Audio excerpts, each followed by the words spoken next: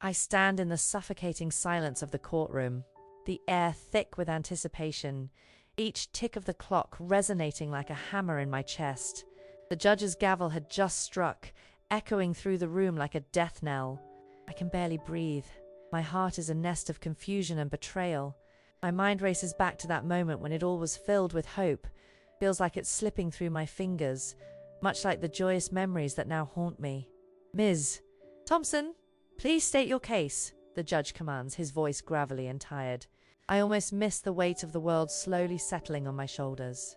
I clear my throat, the sensation of desperation clawing its way up from deep within me. I can almost hear her, the child on the monitor, a soft, innocent sound that has never echoed in my own home, yet it feels so visceral, so wrong.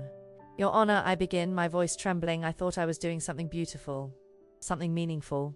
My thoughts flash back to when this had all begun, a full bouquet of dreams blooming in my heart.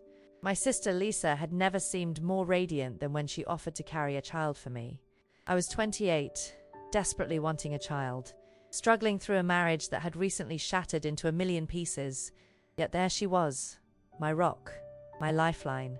I'll do it for you, she had said, her eyes shining like stars bursting in the night sky. I'll be your surrogate. Just promise me I can raise her weekends. I'll be like an aunt, no, like a second mum.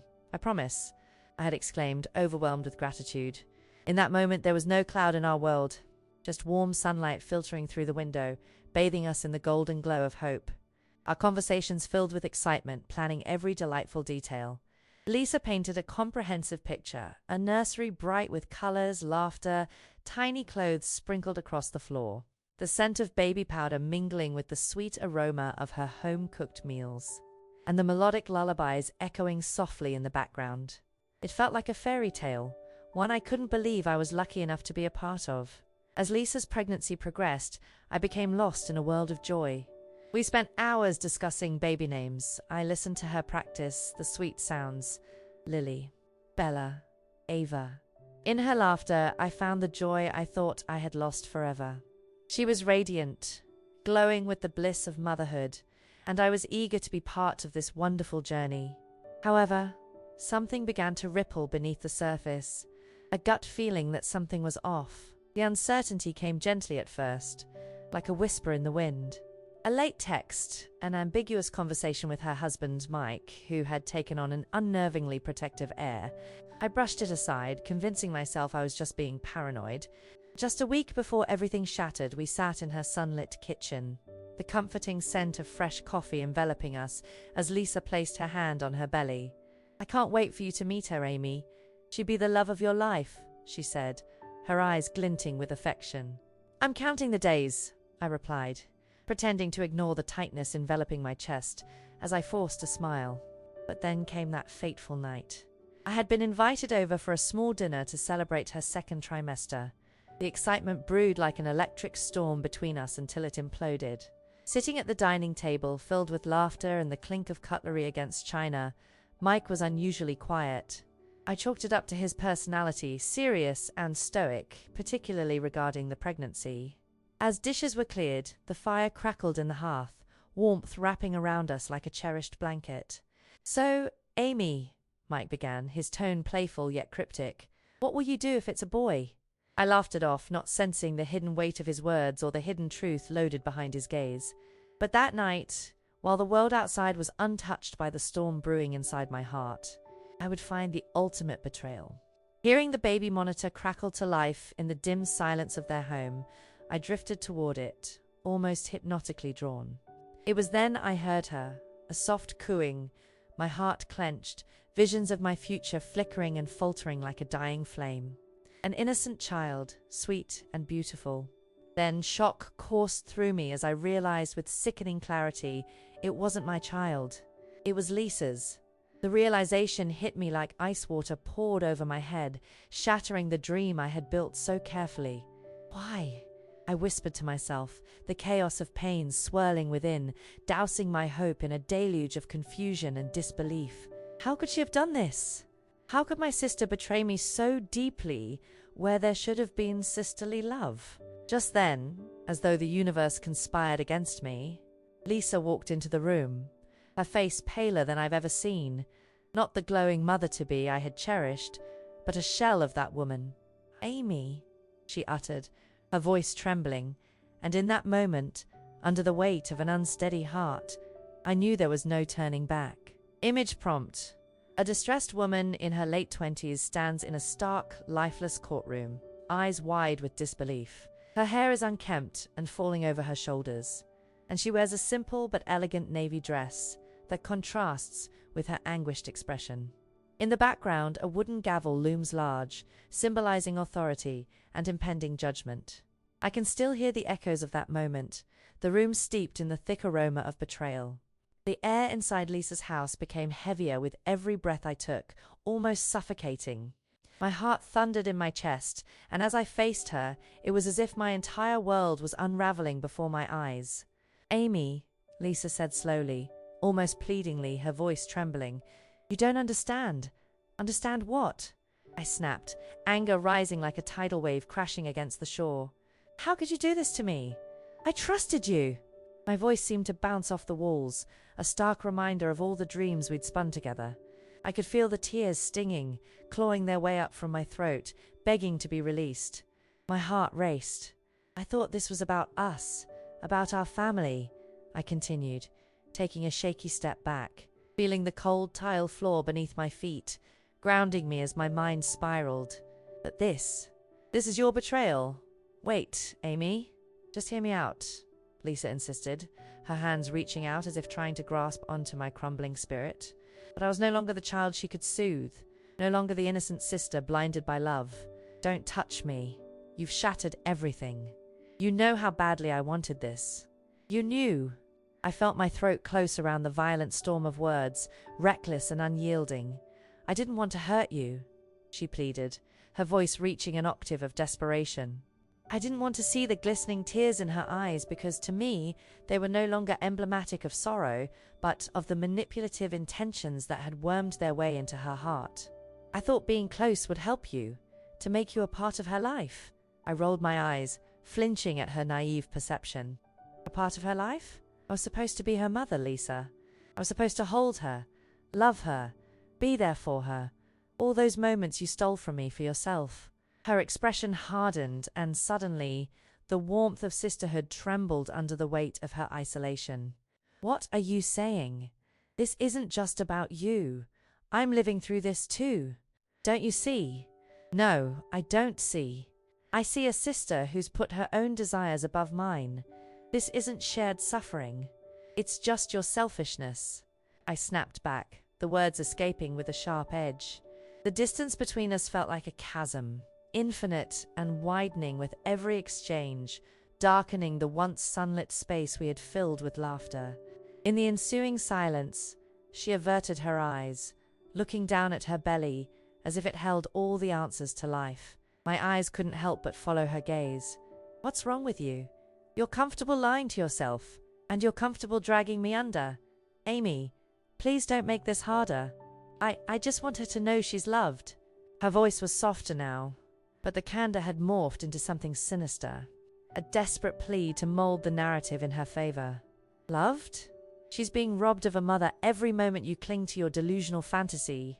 The words felt liberating yet bitter, a double-edged sword carving through the stifling air. I wanted to stomp out of that house, reclaim the vibrant sister I once knew. But instead, I became ensnared in an emotional labyrinth from which there was no escape. The days that followed, sinking into darkness, were endless. Months rolled into years where I found myself exchanging laughter with Lisa while sitting across a table loaded with embellished lies. Her manipulative charm turned my friends into shadows, each one silenced under her caustic words. She smirked when they began to drift, sucking their loyalty dry with every sweet smile as they whispered reassurances. "Why do you spend so much time with them?" Lisa once asked me, throwing an innocent tone over her tainted words as I tried to lean on a semblance of friendship. "It's nice to have some downtime," I shrugged, attempting to distance myself from the tension. "You know, I have to recharge." "Recharging?" she repeated with a deceptively soft lilt, her laughter wrapping around my insecurities, coiling tightly. "You should focus on being around family. Shouldn't the baby come first?" That's when it happened, the cascading realization of my utter and complete entrapment. Through her honey-coated volatility, a fear encased me, trapping me between the duality of love and betrayal, fueling an addiction to her presence that left me hollow. I wasn't just fighting for my child anymore. I was wrestling my way through her universe, where she ruled supreme. I became the woman who needed her, drowning as my isolation deepened. My finances, my emotional well-being, all of it hinged on her whims. I found myself tailing her effortlessly woven perception of a family that was never meant to be. Picking up the pieces meant reshaping my identity, one forged by the relentless grip of dependency. "Your sister needs you now. You can't just leave," echoed deep in my mind as I brushed every denial under the rug, allowing false love to become the only reality I navigated. And as I closed that door behind me, hearing the baby monitor's inane hum a few rooms away, I was left wondering if I had been swallowed whole or if I had merely pushed myself into a darkness that would never be illuminated. Image prompt. A woman in her late 20s stands in a dimly lit kitchen, eyes glazed with confusion and betrayal, her fingers clenched at her side. She wears a simple white blouse that contrasts against the darkness surrounding her. Light from a nearby window casts long shadows across her face, emphasizing the turmoil brewing within. In the background, a baby monitor emits a soft, eerie glow, hinting at the unseen pain echoing in the space. The weeks that followed that horrifying night warped my sense of reality into a distorted dream. I found myself navigating through a life touched by pretense, and the ever-watchful eyes of my sister painted everything in a condescending light. I swung between the blissful memories of our childhood, together, and the gut-wrenching betrayal that pulsed beneath the surface. One afternoon, I wandered into Lisa's living room while she was taking a nap. The sun poured in through the large bay windows, sprawling golden rays dancing around the room in celebration of the life she had stolen from me. The warm light may have suggested comfort, but the air was thick with tension, a biting reminder of deception lurking just beneath. As I surveyed the space, my gaze fell upon the coffee table cluttered with magazines and a stray receipt peeking out from beneath a decorative napkin holder. Instinctively, I knew I shouldn't, but curiosity clawed at me, pulling me forward like a moth to a flame. I picked it up, my fingers brushing against the cool, glossy paper. It was from a local baby store, a place I had only ever mentioned to Lisa in passing. The receipt was for an extravagant purchase, a designer crib, complete with accessories that dripped in luxury. My heart raced as I tore my focus from the numbers and quickly scanned the date. It was only 2 days after I heard the babies cooing through the monitor for Lisa's baby, a child I thought was supposed to be mine. "Amy," Lisa's voice floated from the hallway, interrupting my thoughts. I quickly stuffed the receipt into my pocket, feeling the adrenaline spike. "Just cleaning up in here," I called back, my voice unnaturally bright. "Be careful not to disturb anything," she replied, her tone overly sweet yet laced with an undercurrent of something darker. "You know how fragile things are." "Sure, I know," I mumbled under my breath, swallowing hard as I sank into the couch. My mind raced. Was she talking about the corporeal items, or something far more fragiler relationship, our bond? I sank deeper into the cushions, feeling their embrace tighten like a noose around my neck. That evening, the air was still heavy with the lingering scent of anger, laced with the sweet aroma of vanilla candles Lisa loved to light. I could see them flickering from the corners of my eyes, illuminating shadows as I paced the room, grappling with memories and gnawing thoughts. "Hey, do you need me to run to the store or anything tonight?" I asked, trying to play the accommodating sister while my insides twisted into knots. "No, I'm good. Just making sure everything's ready for the baby shower," she chirped, unaware or perhaps willfully ignorant of the turmoil that roiled just beneath the surface. "Right." My voice trailed off, yearning for clarity in a situation muddied by her crafty dissembling. I bit my lip, fighting the urge to voice my suspicions. But the words danced on the tip of my tongue, neither dark nor light, but a conflicted shade of grey. How could I put into words the sense of doom lurking in the back of my mind? The tension grew palpable in the silence, each second stretching into infinity. She was busy arranging the throw pillows by the fireplace, an animated smile on her face. The sweet lapse of familial bliss concealed the monstrous deceit it was built on. "Did you get my text about the party?" she asked, her tone totally nonchalant. Yeah, but can you send it again?" I stammered, desperate to fill the empty void that hung between us. "I was kind of not feeling well today." "Okay, I'll do that. Just try to focus on your health. This little one will need its mother." She turned to me, her eyes glinting dangerously, and I felt a chill crawl down my spine. "Aren't you supposed to focus on keeping her happy too? I mean, she's going to be your daughter-in-law someday." I tried to joke, but the ache in my heart stole the humor from my words. "Right. Just a little bit longer, and she'll be ours." Lisa beamed, and I almost choked on the sweetness of her words. However, the weight of 1,000 unspoken truths hung heavily in the air. Moments later, tucked away in my room and unable to shake the oppressive feeling that draped over me like a cloud, I sank to the bed amid the silence, turning the crumpled receipt over in my hand again and again. My mind screamed what my heart didn't want to acknowledge, the connection to that date and the sun-streaked joy I had once felt. I needed to know, to dig deeper. The thought of sneaking around filled me with dread, but it could no longer be ignored. Placing an out-of-place lock of hair behind my ear, I resolved to follow the threads of this charade because something pulsed beneath Lisa's seemingly perfect facade, and all the signs pointed to a tangled truth that would break me if I didn't confront it head-on. Image prompt. A woman in her late 20s with disheveled hair sits cross-legged on a bed, clutching a crumpled receipt in one hand while the other rests nervously on her knee. Her expression is a mix of determination and fear, eyes wide with unresolved tension. The dim light of a bedside lamp casts soft shadows in the room filled with scattered clothes and the remnants of anxious thoughts, hinting at the turmoil churning within her as visceral memories cloud her mind.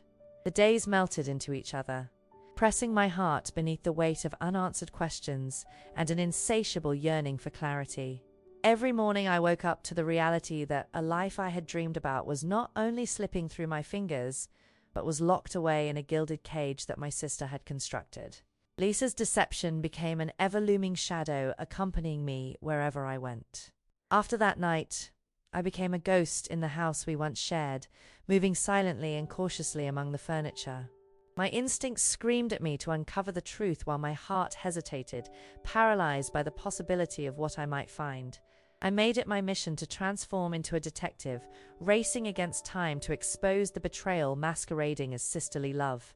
One chilly evening, just before sunlight slipped beneath the horizon, I found myself sitting in my car across from Lisa's home. The winter air was crisp, kissing the back of my neck and sending little shivers down my spine. I kept the engine running, not wanting to lose the warmth wrapping around me like a comforting blanket. I scanned the driveway empty. Her car wasn't home, and it felt somehow like the universe was giving me a sign, an invitation. I stepped out, encased in a heavy jacket, the frigid air biting at my cheeks. My heart raced as I approached the porch, fumbling with the keys in my pocket. The thought of what I might find set my nerves ablaze. Once inside, I grabbed my phone, trying to take deep breaths to steady the storm brewing within me.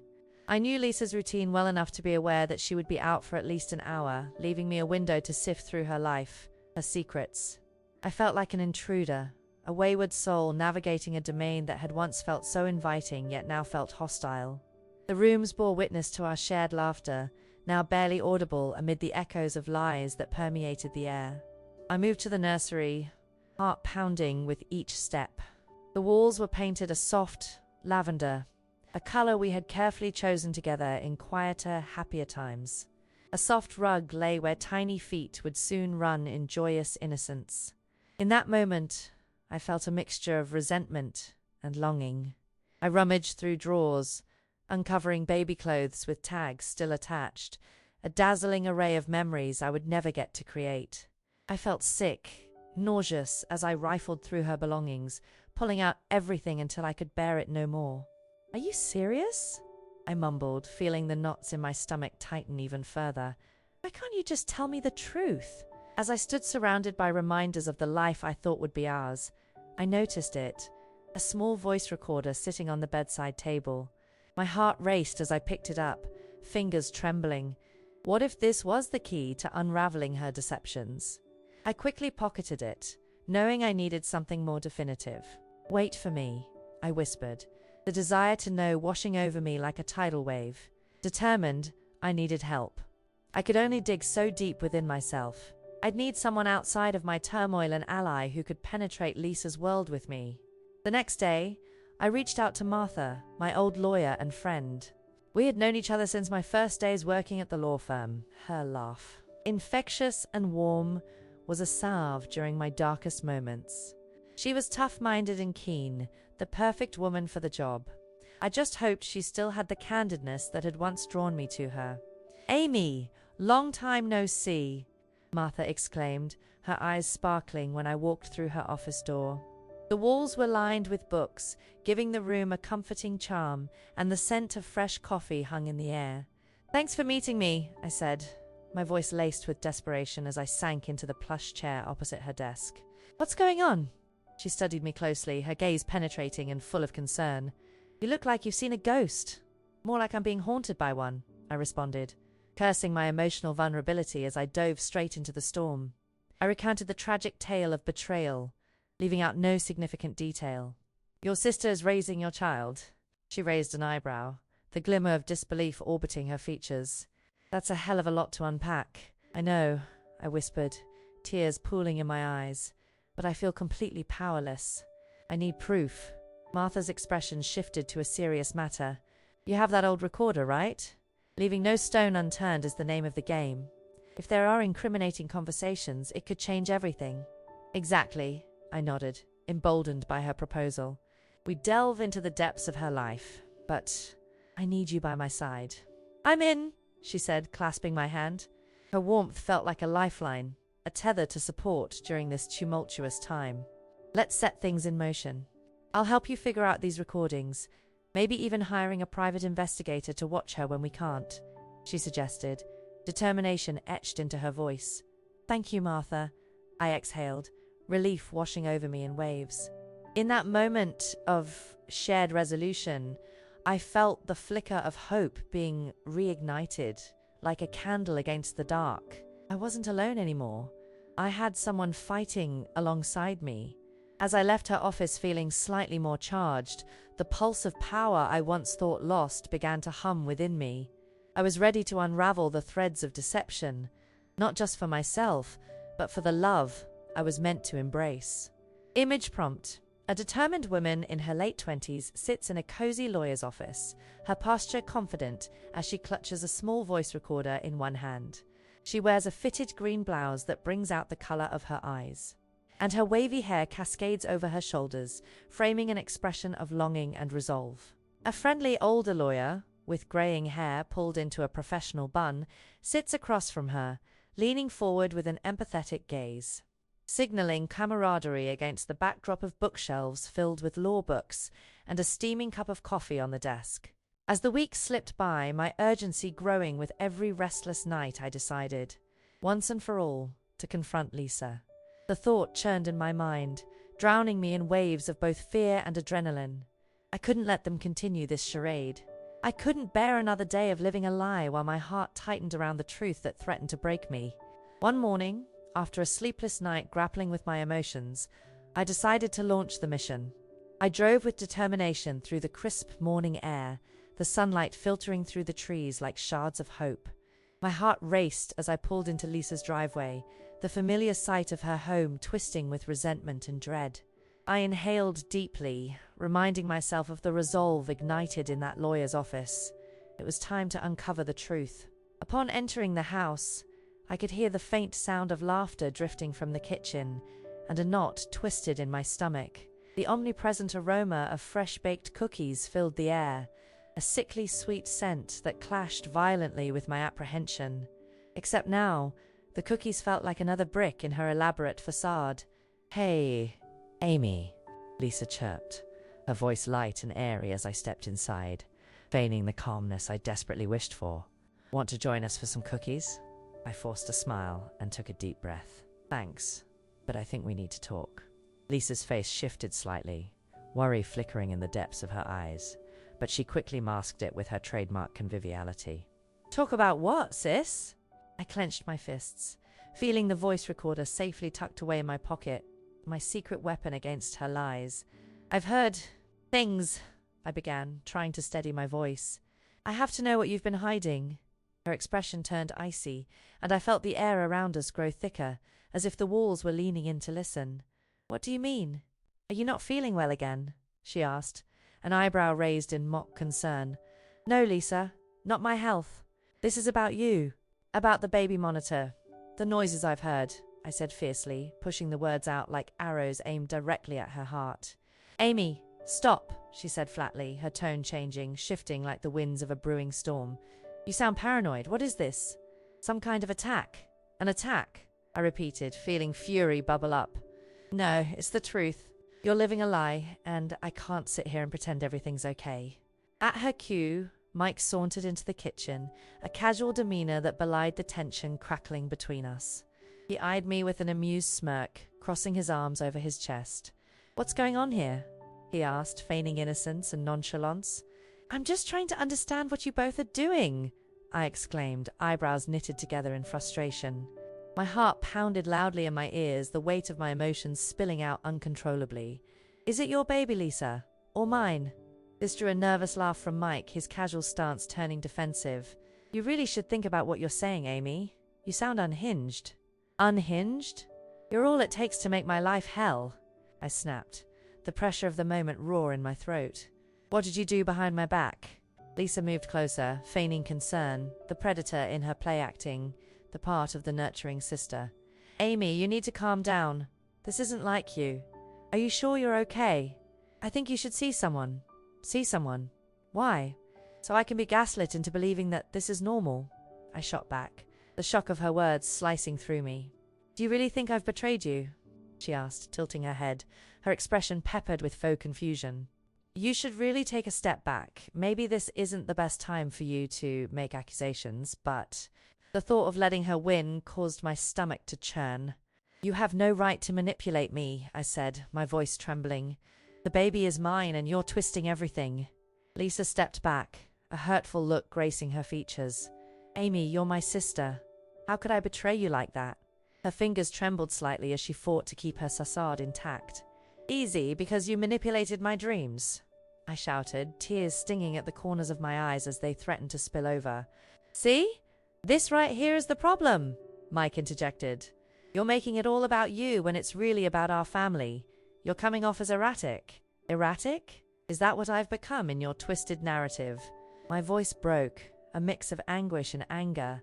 I came to speak the truth, not be painted crazy. What do you think will happen when everyone finds out you've betrayed me? Lisa's demeanor hardened, her hands turning into fists at her sides. You're the one scaring everyone, not me, she warned, her voice dripping with malice. You need to stop, or there will be consequences.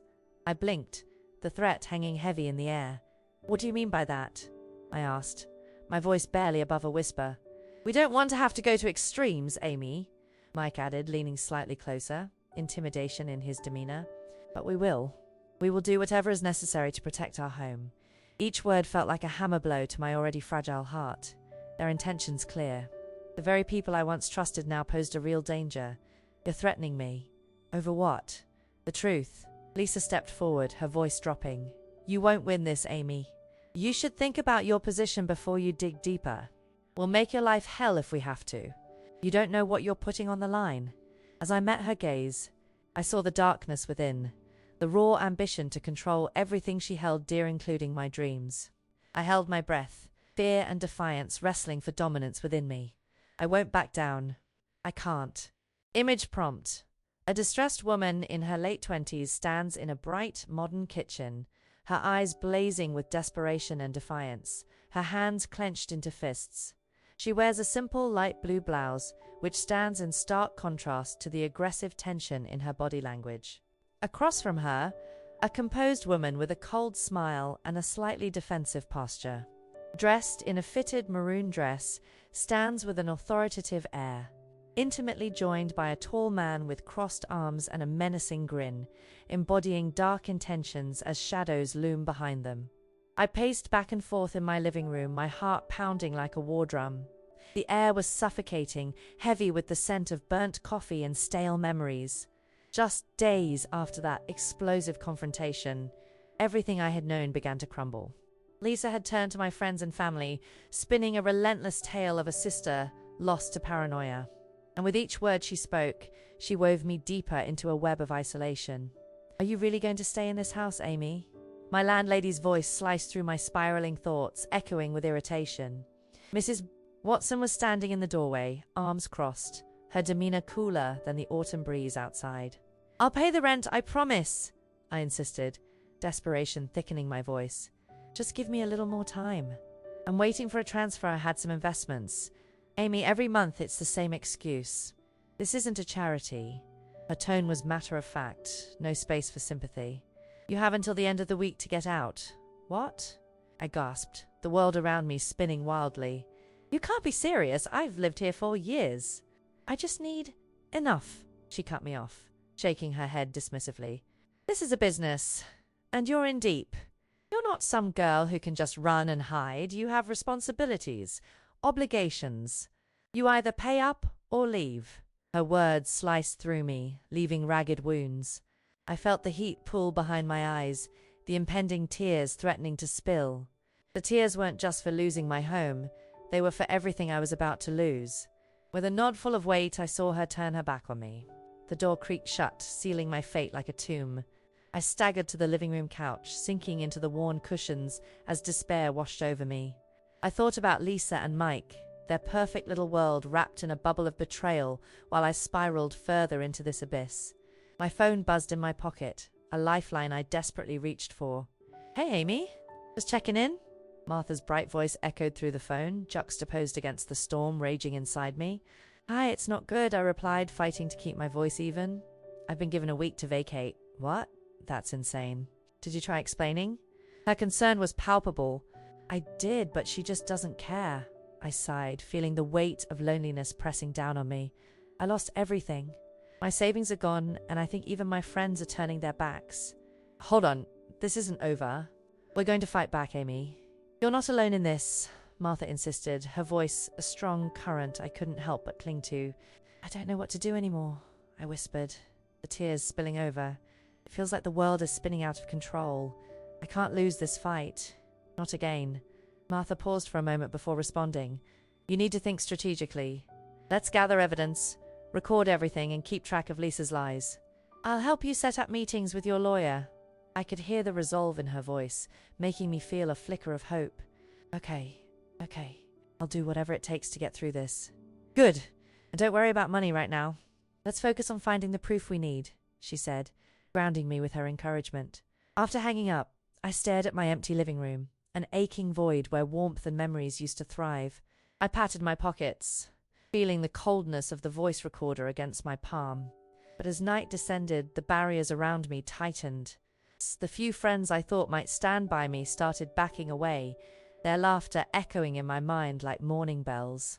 "Amy, we love you, but maybe you should just let it go. Your sister means well," they'd say, always twisting the knife deeper.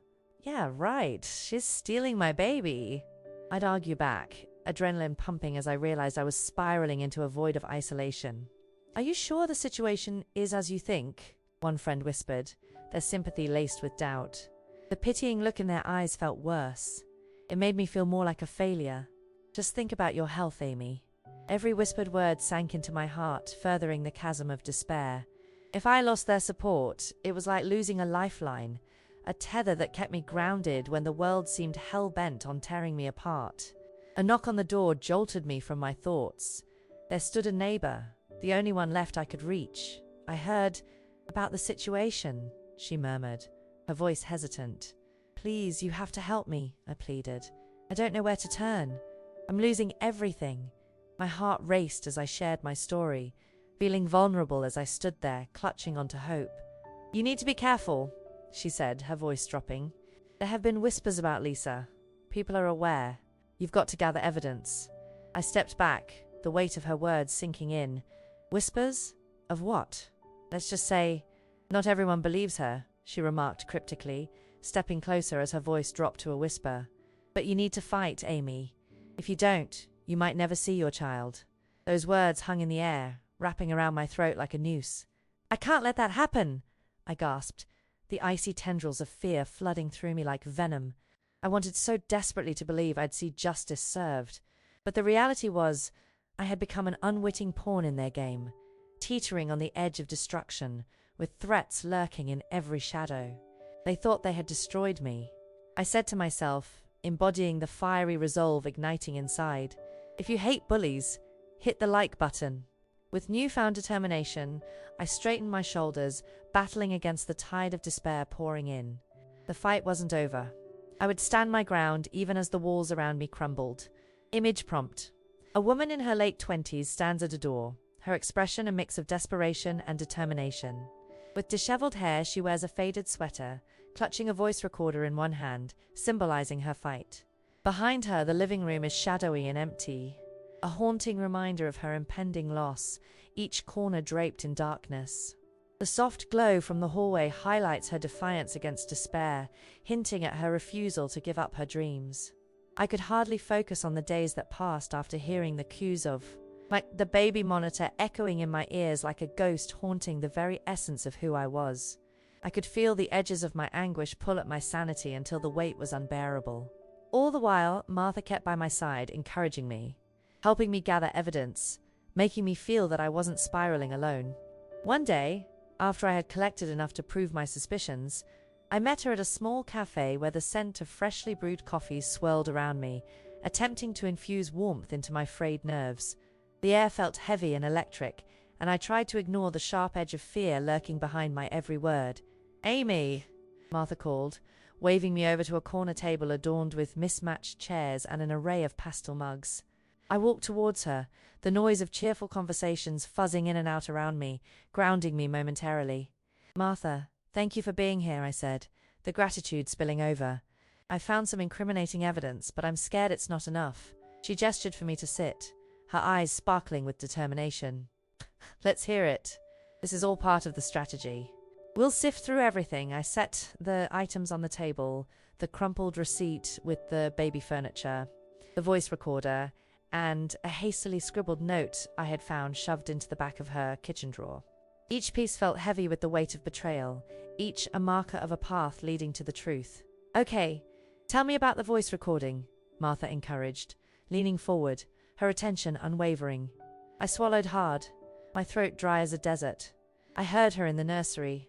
She was talking about my baby, but later on I heard her discussing something darker.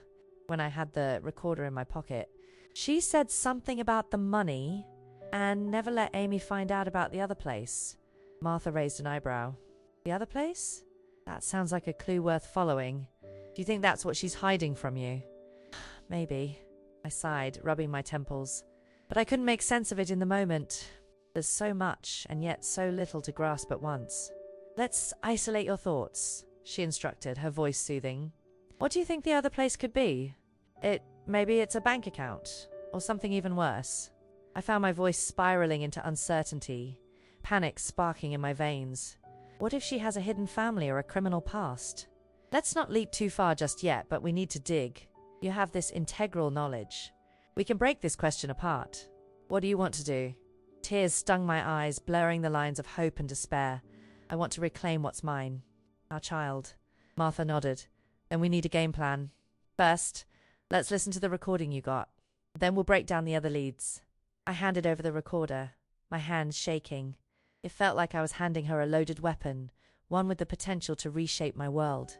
"Here, but you might need to adjust the volume up." I was nervous.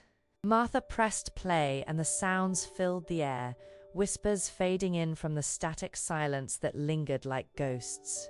My heart raced wildly as I listened to Lisa's voice intermingled with deep breaths, the unmistakable tremor of the truth echoing in each syllable. "Amy doesn't have to know. I'll protect what's mine," she murmured, her voice deceptively sweet but laced with malice. "What do you mean?" Another voice cut in. It was Mike's. Hearing him tightened my gut further. "If we've moved the money, we can control the narrative. She'll never have the proof." "I know, but what if she finds out about the other place? The dangers that could unfold." My senses erupted at the mention of a danger, and I suddenly felt dizzy. My gut clenched instinctively as I listened closely to the crackling dialogue. This was what I sought, the truth hanging in the air like a storm waiting to break. Martha paused the recording, her eyes wide with realization. This is bigger than we thought. A hidden family. And money moving around? She leaned back, processing the implications. You might be onto something colossal, Amy. I don't know what to do with this. It feels so layered, so dark, I whispered, feeling my breath quicken. Can we find this other place? Let's start with the financial records. If there's any movement that looks suspicious, we can track it down. She draped her arms across the table, her determination pulsing through the space, igniting a flicker of courage within me. And I'll help you approach this with caution. Whatever they're hiding, we will unearth it together. The realization that I had an ally strengthened my resolve. I was no longer alone in this battle. I had someone who believed in fighting back against the darkness. Okay, I said, my voice growing stronger now. Let's unravel this together. Perfect. The plan is forming. No more hiding under the shadows. She nodded, pulling her coffee closer, the steam curling up like the dreams I longed to hold again. As the cafe bustled around us, I felt the thrill of impending discovery rekindle hope in my heart. No longer would I be a pawn in their game. If there was a nuclear secret to uncover, together we would find the truth. Outside, I could already feel the wind shifting, a sign that change was brewing just on the horizon, and I would rise to meet it. Image prompt. A woman in her late 20s sits across from a supportive lawyer in a cozy cafe, both focused on a small voice recorder at the center of their cluttered table. The woman has disheveled hair, her eyes intense with determination as she grips a cold coffee cup. The lawyer, an older woman with wavy grey hair pulled back in a bun, leans in, their expressions melting into a mix of resolve and urgency, illuminated by the warm lights of the bustling cafe. In the background, busy patrons converse animatedly, creating a stark contrast to the gravity of the moment shared between them. I paced my room like a caged animal, my heartbeat sinking with the frantic thoughts swirling in my mind. The weight of my impending plan pressed heavily on my chest. I had to lure Lisa and Mike into a trap so conclusively undeniable that they couldn't squirm out of it. It was time to redefine the narrative and turn the tables on them. Okay, let's think, I murmured aloud, my voice barely a whisper echoing in the darkened corners of the room. The voice recorder had given me just enough insight into their private lives to build a facade. That felt real enough to draw out their truths.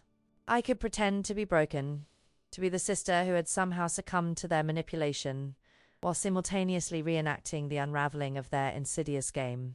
I reached out to Martha the next day, feeling a blend of anticipation and apprehension as I planned our next move. We need to set this up perfectly, I said, my tone resolute. I want to host a dinner, but it has to be at a public place somewhere they wouldn't dream of pulling any tricks. Martha nodded thoughtfully. A crowded restaurant might be ideal. You can introduce the topic of your family and slowly guide it to the truth watch. Their reactions as you unearth their lies, right? I'll act as if I'm ready to forgive them for everything. I want them to drop their guards and be comfortable, thinking they're roping me back into their web of deceit, I replied, envisioning how the scene would unfold like a movie in my head. As the day of our staged dinner approached, I meticulously plotted out every detail, the tone of my voice, the choice of words, even the way I would lean into my chair, shoulders relaxing as if I was cozied up in the embrace of family. I didn't want to rush the moment. I needed them to feel that I'd surrendered, ready to embrace their version of reality. The restaurant glittered under the glow of chandeliers, the aroma of Italian food swirling through the air, accompanied by laughter and chatter. The warmth of a bustling Saturday evening enveloped us as I sat at the table, fidgeting with my napkin while waiting for them to arrive. When Lisa and Mike stepped through the door, their faces lit up with surprise. "Amy, you invited us out!" Lisa exclaimed, her smile dazzling but calculated beneath its surface. "This is unexpected." "Yeah, I thought it would be nice to put everything behind us. I wanted to start fresh," I said, my voice soft, mimicking that innocent sisterly tenderness I once felt. Mike shot me a cautious glance, assessing the sudden shift in my demeanor. "So, this is just a random dinner?"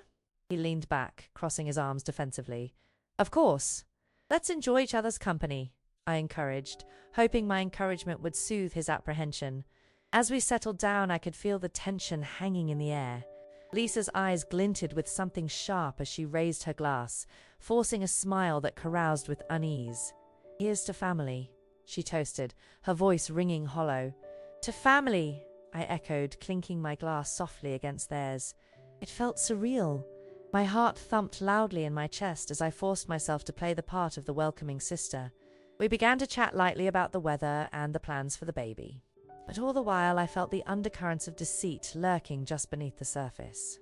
They danced around the subject, but like moths drawn to the flame, I needed to lure them to their destruction. With a slight nudge, I guided them. I've been thinking a lot about my future with the baby. It's going to be a huge change. I want her to grow up surrounded by love, which is so important. "Oh, definitely," Lisa interjected, the edges of her mouth twitching as if she was working hard to maintain the mask of innocence. "Family is everything. Besides, we can certainly work together to make this work seamlessly. Well, I was hoping we could establish some guidelines. Like some sort of co-parenting plan," I suggested, squinting to gauge their reactions. "I'd love to hear how you envision that, Lisa, you and your family over there with Mike." Mike shifted in his seat, a flicker of panic crossing his face before plastering on a slow smile. "Yeah, we can definitely discuss that," he replied. "But let's not get ahead of ourselves." "Why not?" I pressed, leaning slightly forward, the personification of sincerity as I studied both of their expressions. "This is about her, our daughter. I want to know how much time we all get. I want to share the love. After all, you both mean so much to me." "Oh, absolutely. Families look out for each other," Lisa murmured, a humorous lightness tinged with something darker flickering in her eyes. "That's what I thought," I continued, keeping my tone soft and inviting while striking the words, feeling the atmosphere shift. "It's like I've never lost the idea of us. I just want us all to be on the same page, ready to welcome her into a positive environment." With each word I saw her mask crack, sadness morphing into something twisted. "Really, Amy? I think it's more complicated than you think," she admonished, the silkiness in her tone sharpening. I kept my composure, pushing the envelope further. "I guess I just don't want to make any permanent decisions without including you. I need to know if you can uphold your promises, or if there are secrets you're still hiding." Silence enveloped the table. A single drop of sauce splattered the pristine white tablecloth, mirroring the stain of lies that had dulled our relationship. Before they could respond, I leaned back, feigning casual disappointment as though I had exposed a truth I had long held in my heart. "I mean, if there's something you want to tell me, I'll understand. I just want her to have the best life possible." "By best life, do you mean the one curated by you?" Mike scoffed, his voice laced with sarcasm, and although I could sense his confidence, I held my gaze steadily. "Is that what you think?" I asked, my voice steady. "How about the other place you're stashing money?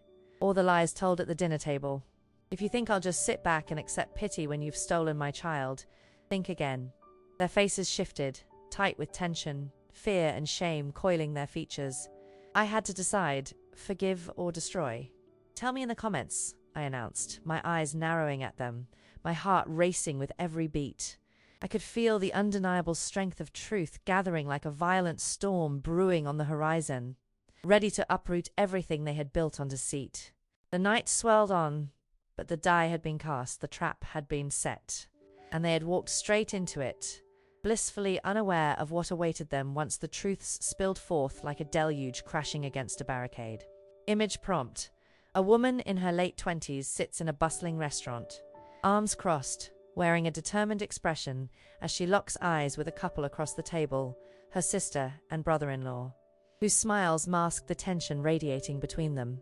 Decorated with flickering candles and festive table settings, the atmosphere is thick with unresolved conflict. Behind her, patrons enjoyed their meals, oblivious to the emotional storm brewing just inches away. I stood outside the courtroom, the looming structure feeling like a fortress filled with uncertainty. The day had finally come to claim truth, and with it, my child. The air was electric, charged with tension as I gripped the voice recorder tightly in my hand, knowing the revelations within it had the power to topple the empire of lies Lisa and Mike built. The echoing sounds of footsteps approached, and I straightened my back, forcing confidence to bloom within me. My heart raced, pounding in unison with my footsteps as I strode through the polished doors. The justice system waiting to bear witness to the darkest truths of our lives. As I stepped into the courtroom, I took in the softly flowing fabric of the rich burgundy curtains, the sharp scent of varnished wood, and the murmurs of the audience filling the room. A shiver snaked down my spine, fueled by both fear and exhilaration, as I took my designated seat. "Ms. Thompson, today the court will hear your claims," the judge intoned, his voice guttural and unwavering. I breathed deeply, locking eyes with my sister and her husband seated at the opposing table. Lisa looked immaculate, her hair meticulously tied back, a facade of composure draping her like an impenetrable shield. Beside her, Mike leaned back in his chair, a smirk playing across his face, as if he believed I was merely a nuisance to be dismissed. "Your Honor," I started, my voice steady, despite the tremor clinging to my hands as I activated the recorder. "I have evidence that proves my sister's betrayal. These recordings reveal the truth of our family's darkest secrets." In the tense silence, Lisa and Mike exchanged glances, the amusement doused by my words. "What do you think you can prove, Amy?" she hissed, venom lacing her voice but faltering as I pressed play. As Lisa's voice filled the room, the murmurs shifted to silence, the air thickening with anticipation. "Amy doesn't have to know," the recording explained, Mike's voice slipping into the audio. "We can control the narrative. She'll never have proof." I barely hesitated as I continued, "And it doesn't stop there. Your Honor, the recordings reveal a conspiracy to manipulate and deceive, a plan designed specifically to rob me of my rightful motherhood." The judge shifted in his seat, interest igniting in his eyes. "Mr. and Mrs. Thompson, how do you respond to these claims?" "We don't know what kind of trickery she's pulling," Mike interjected, his bravado cracking slightly under the pressure of the mounting evidence. "She's clearly distressed." "Distressed? No, I'm empowered." I locked my gaze on them, allowing the warmth of righteous anger to blanket me. "You've stolen my child, my dreams, all because of your selfish desires. You had no right to deprive me of motherhood." The judge held up a hand. "Order in the court." "Your Honor, this has gone beyond sibling rivalry," I pressed, my voice echoing through the chamber. "I deserve a chance to raise my child, the child that was meant to be mine." "You're not fit to be a mother," Lisa spat, her facade shattering beneath the mounting pressure. "You've lost everything. Who would want you around that child?" I didn't back down, my heart pounding but firm in its resolve. "I am more than capable of being a mother, and you will face the consequences of your actions. You think I'm alone, but you don't know the lengths I've gone to uncover the depths of your deceit." "You're wasting everyone's time," Mike snapped, attempting to reassert control as he leaned further forward. "You don't get a say in this. File your appeal, and let's move on." "Move on? You think this is over?" I leaned in confidently, my voice silken yet sharp, slicing through their defenses. "I'm just getting started." "Enough. The court will adjourn until I've had the chance to hear more evidence," the judge declared, and the gavel struck decisively, but I knew this wasn't the end. Before exiting the courtroom, I turned back to face Lisa, a victorious smirk dancing on my lips. "You thought you could crush me. You underestimated me. And now everyone will know the truth about who you are." The triumph I felt was heady as I walked out of that courtroom, knowing that I had finally broken their facade. I had turned the tide against the betrayal that had ensnared me, and I made the world see Lisa and Mike for who they truly were: liars, thieves of innocence. As I stepped outside, the sun shining brightly overhead, I felt renewed.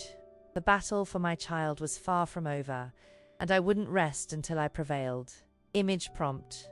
A determined woman in her late 20s stands defiantly in a lavish courtroom. Gripping a voice recorder in one hand, her expression a mix of anger and resolve.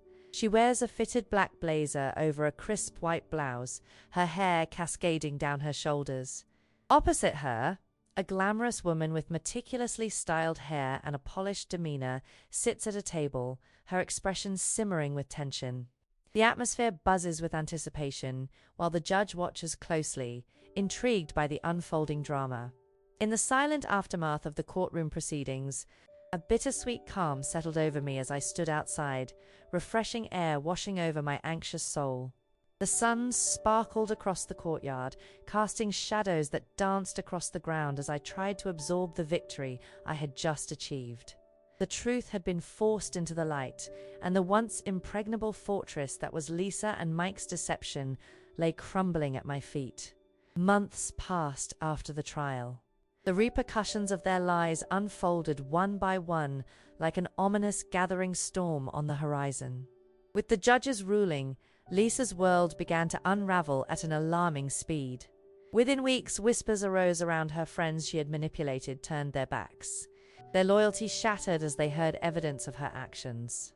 I wanted to feel pity for her, I really did, but instead, I experienced a complex blend of satisfaction and relief. The burden of her betrayal, stitched together with lies and control, was heavy, and now she was the one left holding the fragments. "Amy, did you hear what happened to Lisa? It's all over town," Martha exclaimed one afternoon when we met for coffee, the rich scent of brewing beans filling the air. "What happened?" I leaned in, curious despite my better judgment. "She was just arrested for fraud and embezzlement." Martha laughed, eyes sparkling with glee. "Turns out she had been siphoning funds from that charity she worked for. A few of her so-called friends came forward as witnesses." I felt a rush of emotions swim through me, anger, disbelief, and ultimately, a visceral satisfaction. "She's facing prison time?" I murmured, the idea swirling in my mind like a tempest. "Absolutely. The court took it seriously, given her history with you. It would seem the foundations of her carefully constructed lies finally collapsed. The reality was stunning and surreal. Lisa, who had once strived to manipulate control and wield her influence over those around her, was now trapped in a world woven with deceit, the walls closing around her. "She deserves it," I murmured, my voice a mix of bitterness and vindication. "After everything she's done to me, I can't find the energy to feel guilt." "You fought hard for your little girl," Martha said, reaching out to squeeze my hand lightly. "This is justice in its rawest form. You deserve this peace."